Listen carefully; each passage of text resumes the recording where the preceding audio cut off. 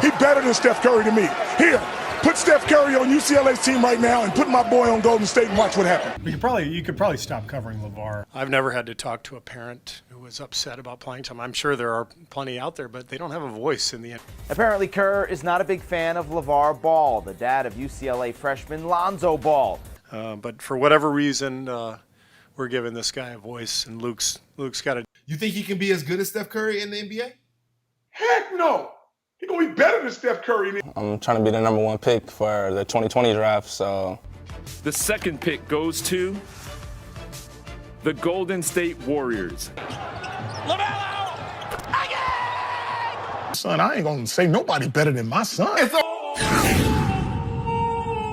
It's Flight Sports TV. I appreciate y'all for checking with me. Right now, I got a great topic for the people right now I want to discuss because, like I said, this has really dawned on me. I've really been thinking about this for a while, but like I said, it just now kind of ran its ugly head right now because coming off the heels of the game with the Minnesota Timberwolves and the Charlotte Hornets, it's kind of taking me trips down memory lane, you understand? And it's got me, having some flashbacks to figure out how in the world did Lamelo Ball slip to #3. We all love him in Charlotte, but he was clearly the consensus #1 overall pick. As you can see, the accolades continue to pile up, especially compared to his counterparts. Not to say that they're doing bad or anything like that, but Lamelo Ball to me is head and shoulders above the class. But nonetheless, man, where I want to go with this is this. First things first, I want to appreciate everybody that's supporting the channel.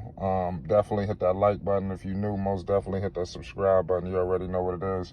It's Flight Sports TV. Salute to everybody. You support the channel going to support you. We ain't going to waste too much time of the people right now. But I do want to let's just get straight into it. We all know the situation with the Golden State Warriors. It's clear he should have been selected there after he got passed on by the T-Wolves. We know that. But we all know that they're all long gone away from their glory days. They're just now coming back to where it needs to be right now. But Kevin Durant's departure, all of that shit kind of stifled them. You understand a little bit? And they lost some steam. Especially with that season after he left, because their record was 15-50, which led to these guys even being in the position to have such a high draft pick. I'm telling you, it's crazy what all took place with this basketball team, just how the ups and downs, the roller coaster of how it all occurred. Give them credit now, they're doing their thing. But Lamelo Ball, on this team with the Golden State Warriors would have been spectacular. You understand? So like I said, we all know what he's doing in Charlotte, but I'm telling you, if he was able to be paired with these guys, you understand, and Steph Curry, these monster numbers Curry's is putting up. Could you imagine Lamelo Ball, the elite passer that he is, the elite passer that Curry is? You understand the amount of playmaking that would have been on this roster. You understand? Mind you, Lamelo Ball wouldn't be your average Joe in terms of your rookie. You understand? Lamelo Ball would have been able to accelerate the process even more in Golden State. I guarantee you they don't have a record. Mind you, after the draft, where the year Lamelo wins Rookie of the Year, these guys, the Golden State Warriors, finished 9th. Mind you, they was the last seed anyway to get that pick, that top pick. They was the last seed in the Western Conference. They had arguably, I don't have the numbers in front of me, but this could have been arguably the worst record in the league. I don't know 100% sure. I don't want to say it was or not, but I know they was among the league worst when they were the 15th, the last seed in the West. But I will say this, the year Lamelo won Rookie of the Year, they finished 39-33. They were 9th, and they lost to the Memphis Grizzlies in the play-in game. I guarantee you, if Lamelo Ball is on this roster, these guys completely avoid that play-in situation, because that year, last season, Curry did flip the switch. I noticed that he was like, you know what, I'm not going to have another season that we had before, which when they went 15-50, even though he had broke his hand that season, he was out with some injury. Everybody was out, goddammit. And then, like I said, just fast forward to that draft, with LaMelo Ball going number 3. Obviously, we all know what happened with Minnesota, what they did. They went with Anthony Edwards, who, like I said, is nothing to scoff at. I think he was arguably one of the top picks as well. You understand? I don't think you could have went wrong or anything like that. But like I said, LaMelo Ball was the more impact player, the most NBA ready, I believe, out of all of them. But James Wiseman was the man that they selected. As a rookie, he put up 11-5 in the minimal games he was actually available for this team. Some people say, hey, man, that's what the Golden State Warriors needed, this, that, and third. I guarantee you it was some politics and politics why LaMelo did not get selected. LaMelo Ball should have been in the Golden State.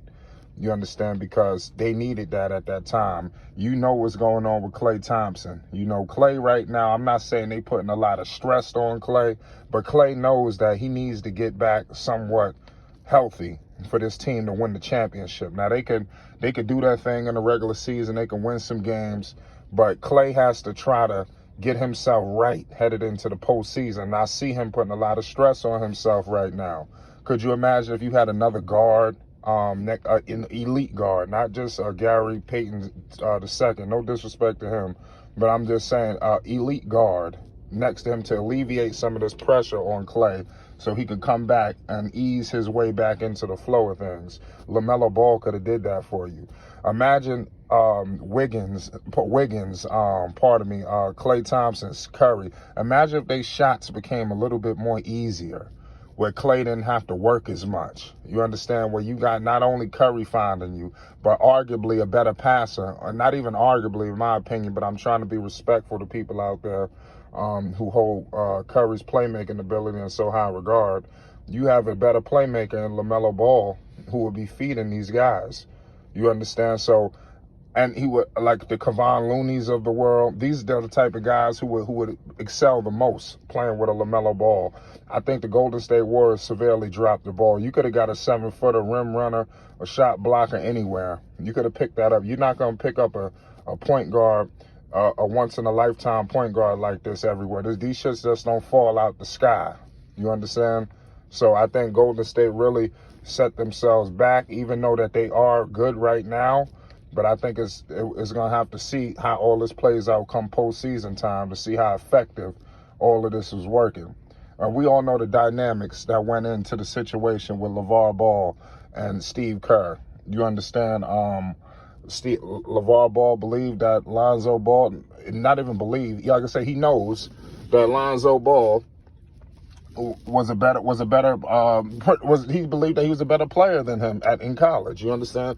Like I said, give credit to LeVar Ball for even having the courage to even say these statements. You understand? A lot of people wouldn't even utter these remarks. But like you said, like LeVar said, he ain't going to say nobody's better than his son. And I can respect that. That was one of the most powerful things I've ever heard LeVar Ball say. And like I said, if you're not a parent, maybe you probably couldn't feel that. You understand? But I definitely respect LeVar Ball, man. He's very honorable. And Steve Kerr let his ego, and let's be real, Luke Walton was a joke. You understand? Let's just be real. Luke Walton he deserved to be chastised and criticized. Okay? So let's just be real. We know that was your boy. You damn near got him his jobs. But somebody got to shine the flashlight. You understand? And LeVar Ball had the courage to do that.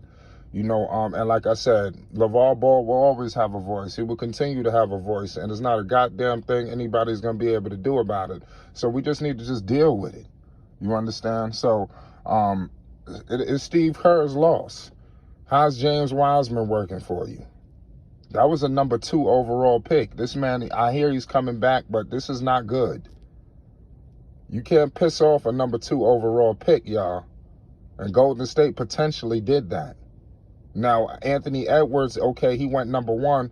All right, Melo should have went number 1, but ain't no injuries going on with him. They knew the risk of selecting Wiseman. You had Melo sitting right there in front of you.